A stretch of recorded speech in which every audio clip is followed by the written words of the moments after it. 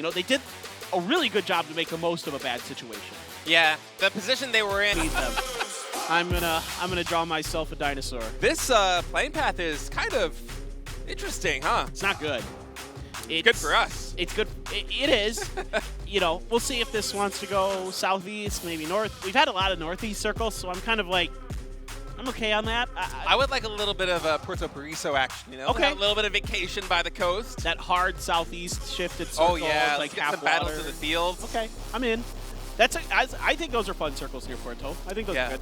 I'm not a fan of, like, that area by Cruz de Valle. That could be a difficult one. Yeah. we can bypass that, please. PUBG Circle Gods, if you're listening. I have drank my coffee today. I have done my penance. So please listen to my prayers and give me the circle I want. Is that a part of the PUBG Circle Faith is coffee? It is for me. It's their religious drink? So the PUBG gods reward me with bad circles when I drink a lot of coffee. That's the way it works. That is the lore. Let's get you some more coffee then. No. No more energy drinks. I'm trying. For you. I know. I'm trying to ease up on the caffeine, but that's not actually happening. That is a losing Dang battle. it! And yep, we are not going to get anything to the southeast. We'll have another one all the way up here in the north. And I didn't drink enough coffee, State. Yeah, that's exactly what you want in these close quarter situations. And in the meantime, GEX Savior. He sees Longsker, right? Is he just waiting to take revenge? Oh, he doesn't. He just hears the footsteps. He's barely out of vision. He wants Steps revenge. over. There it is. Longster going down. I mean, just getting caught unaware like that, that's a freebie. All right, here we go. Soongyung in a position to pounce on top of USG. Americano out in the open. Kane as well, trying to go up the stairs, going to get caught mid-stairwell, and he might get taken down for that. You can see they're trying to spray him down here. Actually, it's the Freaks from afar, I think, who are peppering him from the back, or somebody is. Oh, and you said it. I mean, you got to be careful with peeking that angle, because if they're going to connect with you, they're going to connect with your head, and you're going to get knocked really quick. Gotcha's going to try and fortify the position, but no! Korn. With a mini, actually, Korn's going to take him down with a headshot. And that's two players down here for Maru. Gok and Delax, they got to try and find some way to salvage this position in the donuts. They know it. They're taking point. Yeah, these old farm PC boys can ball. Oh, yeah. Absolutely turn this fight on its head. You know, Maru goes for kind of a weird one. With Delax and Gok not really in a position to help him, they're going to pay the price. This is a really kind of ambitious maneuver that Maru went for. Very high risk. I think Ian actually got the finish on Soongyung there, too, so they're going to be happy to pick up a point.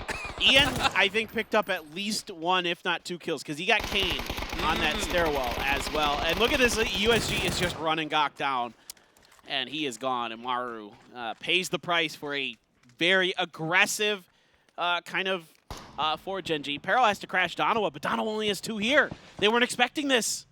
Yeah, Rex and Salute, they're already on their horses coming to reinforce, and Helen and Soul, they have to hold down the fort right now against Pero, but Pero, they're trying to bide their time. They're not pushing this too aggressively. They don't really know the full situation, but Ake's left with a great initiation. He's going to get Helen. He has been playing out of his mind, and AZ with a great flank takes down Soul. They know that there's only two here now as Salute and Rex are coming in. Salute's going to get taken down by Mill and Pero, with a resounding victory coming in here and taking this position. Fantastic. Yeah, Donawa gets greedy, not expecting that a team would try to break this 2-2 split. They have a ton of information. They this position, you can see the smoke there for Tai Lu right behind that rock, and the Freaks, they're hunting it. Can he get that there? I think he just barely can. Oh my God. What a nade! Unbelievable. The judgment of distance here by the Freaks is perfect. They bombard Tai Lu, and it's just CC left. He is battered and battered. I just made a new word, brutered. Give me the crayons. 1 HP. Ian going for the kill right now. He knows he's somewhere in the smoke. I don't know if they have a molly or another frag to throw in there, but man, excellent nading there by the Freaks. And it wasn't just Ian or Hikari that were doing it. What? Hikari doesn't know. Oh, it didn't go off the time. It wasn't cooked at all. Did not cook it. Oh. That was a couple seconds of like pure stress. I don't think he saw it or heard it maybe, because there's so much going on there. Yeah, get away from that one without a knock. And right now, Infantry, like you said, Wang Zai is trying to close the distance on this position, but it's a really tough one to break. Jufu, they've been really good with their defense, their crisis management so far in this tournament. And Gray coming in for the nades on the side, but he might be overexposing himself. That's a lot of damage coming in from Wang Zai. Wang Zai again with his spray, trying to make connections, but no knocks just yet. And now he's kind of cornered. if he can get a little bit of help, but it's not going to be there in time at least. Shao DD is going to take him down. Gray here over the top is good enough to outduel Volibear. And now Jufu, 1 kill away from knocking out Infantry. But look who showed up. The Kwangdong Freaks are happy to try to third party this to blockade whoever wins this fight. Yeah, Hikari just trying to find some kind of angle there on that hill. In the meantime, Akkad with his DMR also getting an angle. And the circle's actually going to go all the way to the west, so it's been staying on this ridgeline way longer than we expected. It's going to end really close to that ridgeline is what this means. Pero must be so happy with this circle, too. I mean, it's not the best compound in the world, but any compound's better than no compound, especially here on Miramar on this section of the map. All right, Hikari still watching Jufu as Infantry's Lin does go down. That means Infantry follows with him. Oh God, though, trying to get an angle over. EN is on Genji duty. This is scary. This is so scary. And actually, it's going to be Genji who opens up, finds the opener, takes down Akkad. And that, you know, Kwangdong Freaks, I appreciate the idea here to go for the entrapment, but you got to be super careful about it. Look at the senses here from Genji. They got their kill, and now they're like, all right, good enough. We caused enough problems that we can start pushing, and now this opens a door for Jufu. Oh, boy. Gray's been playing fantastic today, man. You mentioned that he had a slow day yesterday, in the final, on Sunday, I should say, but he's really been picking it up for Jufu. He's stepping up his game. That's going to be a good knock there on KDF, and they're consolidating the southeastern side of this map really well. This all just fell apart. They just bit off more than they could chew. You know, they thought they could third party that fight. There was just enough of an angle that Genji was able to get a COD. EN wasn't able to respond to Genji's aggression in any meaningful way. And that means Jufu is able to break out. They're able to bust through. Now, how much further they can get is a big question with Genji, you know, able to stay ahead of everybody in terms of this circle. But Genji's actually taking a pretty bold rotation right now. As you see, they want to take this dip on the ridgeline. That's actually a really nice position LZ's in. If you look at the terrain there, it's a nice little defilade he's got for himself. And Genji, they want to push him out of it and take that position for themselves. A lot of utility coming out for LZ trying to buy time, but Genji, I don't know if they're going to be able to broach this position right now. There's a lot of guns from Pero just kind of wailing in on this position. Yeah, it's going to take some smokes to buy some time. I mean, the good news is for Genji is that everybody up on top of this hill is probably just going to just meat grinder each other out of this lobby. You can see only Show left for 17. He doesn't really have much hope of getting to the rest of his teammates. Korn holding down the angle, going to get Pudding, and he's the only one left for USG. Now, he takes a grenade right in the back as he tries to get outside and prone, but maybe V7 comes out of this relatively unscathed. We'll see, as 2-Star is going to try to lead with the grenade. Show continues his march forward. Yeah, Show just struggling to stay alive right now as we see 4AM and Genji continue to fight on the kill feed. But note, 2-Star, really good spray right there. That's going to be it for Show. Show gets taken out, and V7 doing a really good job holding that compound, and maybe they'll try and go for this 3P.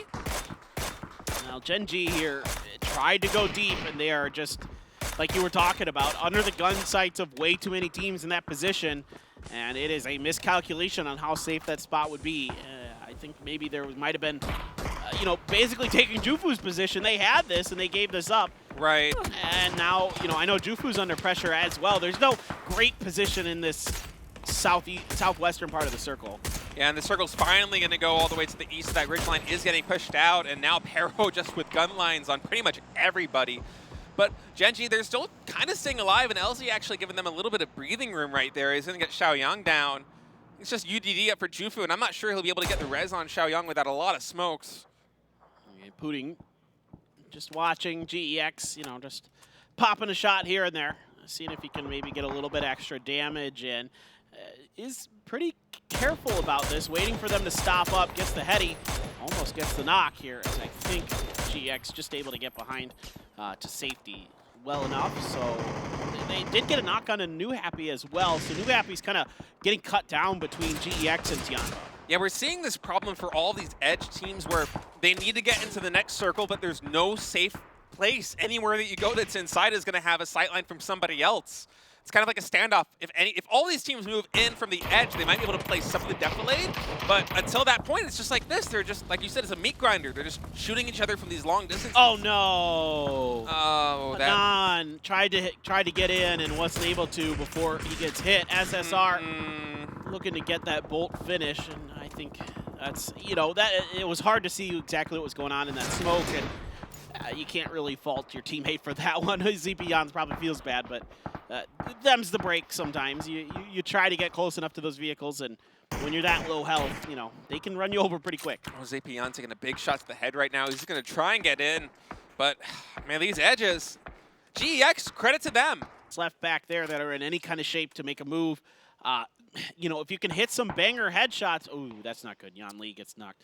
If they can hit some banger headshots with that bolt, they could maybe open up some space somewhere, but Shao UDD is his name. 5 kills, what a round, but I don't know if he can hang on for too much longer. Yeah, this is a really tough circle for a lot of these edge teams. There just isn't a lot of playable area. It gets very flat near that compound, and GEX, maybe they'll try something with smokes to get in, but Pero is such a big concave that I don't know what they can make happen. And TIANBA, I think they know that V7's Pudding is the only player up here on this side, and yeah, they do. They're going to take him out. And GEX, they did find it a little bit, but they're still not in the circle. They're quite a ways away, and like you see this gap between them and Pero. Like, how do you cover this? You need to get some headshots on Pero, maybe even 2 knocks, to be able to close that distance. It's such a deadly position. Or maybe get a little help from TIANBA on the backside. Maybe. But you see TIANBA's just getting vehicles in position in case they need to make a move off of this hillside for the next circle. But GEX, the blue is here now. Yeah, what do you do? I mean, you just can't, if you don't have enough smokes to get around the corner, again, they needed to get some big headshots or something to open up space, but it just isn't going to happen. Yeah, they're just going to surrender this one, and I mean, you can't blame them. You don't want to get 4 points to Pero right there. You're battling for position right now, and GEX, they had no utility to really make that, no vehicles, no way to dive Pero. Would have been fish in a barrel if they decided to try and close that distance, and now it's up to TIANBA. What is the play here? They are rotating this vehicle, and they're going to try and set up some kind of concave. Maybe going for the compound, and yeah, the north side of this compound actually doesn't have too much cover. Mill going in with a spray, but no connections just yet, and actually Tong getting some good damage in. Mill's at half HP. Oh, that was close. Good grenade. Oh, never mind. It just went a bit too far there. Follow-ups are splashing for touches of damage, but nothing significant. 7-7 trying to get one around the corner in this fight. Full on around the saloon. We have a shootout at a saloon. This is like every Western movie fan's dream right now. Is Pero in a bit of a 2-2 split trying to hold this down. Yeah, TIANBA has done a fantastic job of working this advantage. And right now, Chewy with a great spray there on Ming. That's going to be Ming going down. It's still 4-on-3, and they even have Lynchin on the hill trying to get information for them, even get an angle on players moving in between these buildings. Chewy's going to take a little bit of damage right there. I'm not sure if that was from a nade or from some gunfire, but he's going to try and flush out this building. In the meantime, look at this angle that Lynchin has. He's gathering so much intel. And he even has a motorbike to make the rotation. That's Mill going down, and Pero, the dominoes are falling for them right now as TIANBA is just making perfect positional play. That's really well said. I agree. I think TIANBA just, you know, was able to get enough position that they're able to fan out, kind of surround Pero, and just pick them apart one by one by one. And now the push is on around the outside. Tong is going to get AZ here. Ming is res, so Aches left at him. Still inside of the saloon, but there is TIANBA. Danger close up top. Chewy again. Gets some pretty good damage, but has to back off to heal. Yeah, they didn't know Chewy was there, and he's able to get big damage in. That's going to help Tong get the knock there on Mill. And right now, Pero's on their last legs. Aches left, and one player up for them. That is a really good spray there on 7-7. I mean, if anybody could do it, it's Aches left. Yeah. Oh, never mind. I jinxed it. My bad. He got caught trying to get up on the roof, and now Ming, all on his own with the blue right next to him. He has to try to hide his way through this. Look at Tong. He's grabbed a shotgun off the ground. This is all but over for Ming, trying to pull off some kind of miracle. Now, reses are being attempted on the backside of this, giving him just enough breathing room to push forward, but when he comes around this corner, he gets the timing just right! Beautiful play there by Ming. He read it perfectly. Now TIANBA will be able to get the res off, and Lynchin is going to try and maybe peek through the smoke. Ming going to secure the points, actually. Oh, very risky play. He got the points, but I don't know, man. 1 HP, this is a really dangerous position right now. He doesn't even have a kit, he only has bandages. Oh, what a disaster. Oh, he was able to escape at the very least. I mean, I think you take those points. I think that's his best option in some ways. I mean, he maybe didn't realize how close he was to actually winning that game necessarily. I think he might have thought that res happened a lot sooner, that there was not going to be enough time for him to do much else. But in fact, he actually had a ton of time now. Going to just, you know, everything in the kitchen sink here for Ming as he loads up on literally every heal he basically has, except for a few more bandies. A couple smokes in the bag, no frags, no mollies. So he's going to have to get this done with gunplay. Yeah, not a lot of utility here, but if he gets one good headshot, he might be able to control this. It's really tough right now. TIANBA, in the meantime, they're just biding their time. 7-7 and Lynchin happy to hold these angles, hopefully go for a trade if Ming does come out, and he is going to throw a smoke. Yeah, they've got the better side of the middle of the circle. Oh, he did have a flash. He did have a flash. Yeah, we can't see those in their bags, so I guess I should say, like, I don't know if he has flashes or not. What did he grab? He's grabbing a health kit there. That's smart. I like that play by Ming. Oh, he's going to try to go to the outside of the fence, but there's nobody. Oh, they're going to counter move this. Yeah. They sense this, and they're going to catch him. The spray is decent, but not good enough. He's down to 16 health. Oh, the blue. Oh, the blue almost gets him. Oh, my God, how is he still alive? This is such a dangerous position. They're going to try and spray through there, but he does have some cover. Ming now. He did get spotted there by Lynchen. Lynchen is going to cook the flash and throw it. This is unbelievably tense here. Ming able to still avoid death by the narrowest of margins. Gets back inside. Trying to look outside around the corner. Wants to see if he can isolate Lin Shun. But 7-7 waits himself. Trying to wait out just a bit. Oh. He sees the shoulder. It's going to be a really tight moment here. He's going to have to get one. Transfer right over. Can he find the second? Lin Shun trying to bait him out around the peak, and they've got such a tight angle. Lin Shun finds the perfect timing. Smoke is out. Ming not able to do it. What a brilliant effort there by Ming, but actually it's going to be TIANBA closing it out with some really great teamwork. Man, that was a heroic effort there by Ming. He almost clutched it out by the skin of his teeth. No meds to his name, but TIANBA finally coming through right there. Gotta be happy about that. That was quite the stressful situation. I mean, Lin Shun that's that veteran presence you're looking for on a team like TIANBA, a player who can hold it down, keep his nerve, and win those close games like that when a player like Ming is popping off, just kind of working his angles really, really well, changing his angles, changing his timings.